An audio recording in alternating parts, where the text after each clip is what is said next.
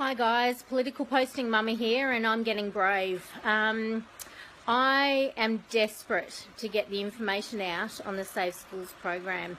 I was involved in organising a forum the other night, which I've been doing for the past 18 months, a Safe Schools Education Forum, and there was some recording done, and we had a teacher speaking there, and she's bravely put her story up onto Facebook, and it's gone viral.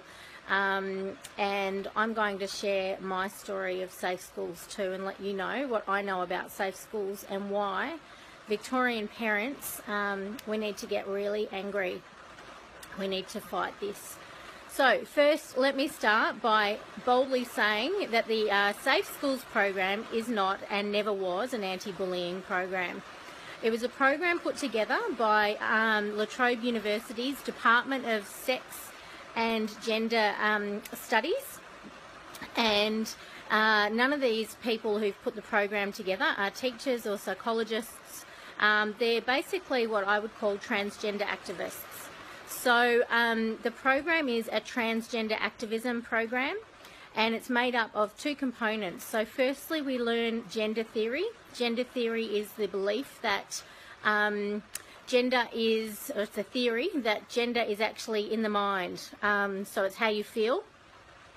So it has nothing to do with your biological, psychological or physiological makeup, that it is actually a social construct that when you're born, you're assigned your gender at birth by the doctor, because they look at your genitals, and then you're actually conditioned to be that gender. So there are many people who believe in gender theory strongly.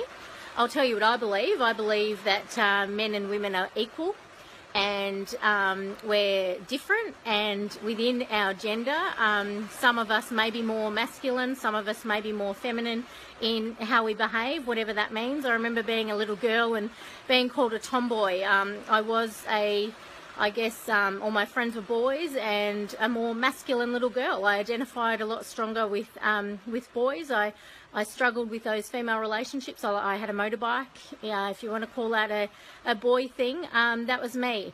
And as I've got older, I've embraced my feminine side. So, you know, we're not talking about that, though, when we talk about gender theory. I'm all for, I've got 4 children, 2 boys and 2 girls, and I'm all for giving them as many opportunities as they can.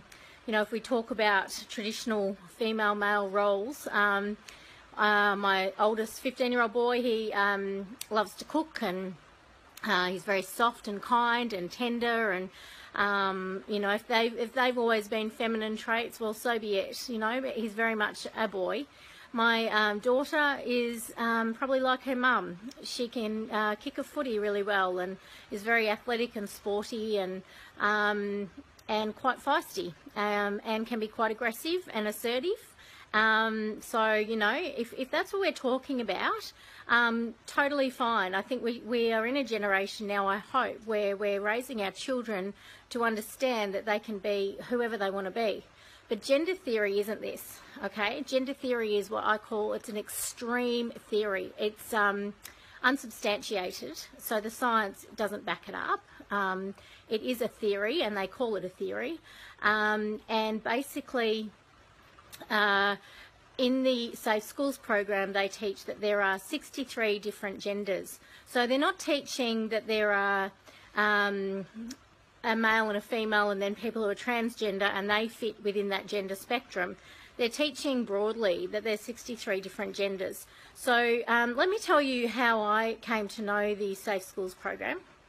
I had a friend who had told me about the program, and I must admit, when she first told me, I thought she was being really extreme. I thought, you know, and then I also thought, look, I'm very open with my kids. I always have been. I thought anything that they're kind of taught, I can counteract. So I didn't really worry too much. I thought, you know what, my kids are pretty open with me, so I'll be okay. It wasn't until one afternoon when my son, who was 13, hopped in the car one day and told me, Mum, I had to make a vagina at school. And I said, what? In art, or what are you talking about? And he said, no, in health class.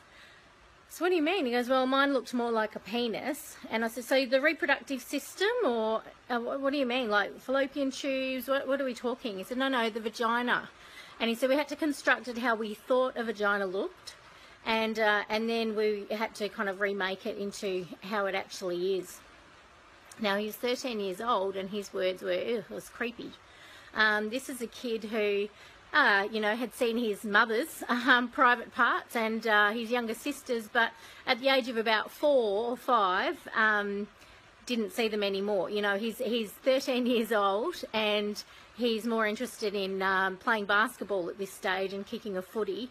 And we've been very protective, made sure that he hasn't looked at pornography. I'm not naive to think that kids don't look at pornography. I know that we live in a time where they're exposed, unfortunately, to all kinds of things, but it's my job to guard him and protect him as much as I can until his brain and he's old enough to make those decisions and process that for himself. So that was my first concern. And then it was 2 weeks later when he told me, he got in the car, it's raining quite heavily at the moment, got in the car and he said, Mum, I now know what a dildo is. And I said, what do you mean? He goes, well, I'm thinking, oh great, we've hit high school, one of his mates or someone, oh, this is terrible, they've pulled it out at lunchtime, whatever. No, this is in the classroom. So his friends, they were in year 8, had come out and told him that the teacher had shown them a dildo. So like any protective, caring mother, I did my homework. This was a couple of years ago now, and at that time I could actually find all the Safe Schools content when I did a Google search. It was all there. I could read it all, and I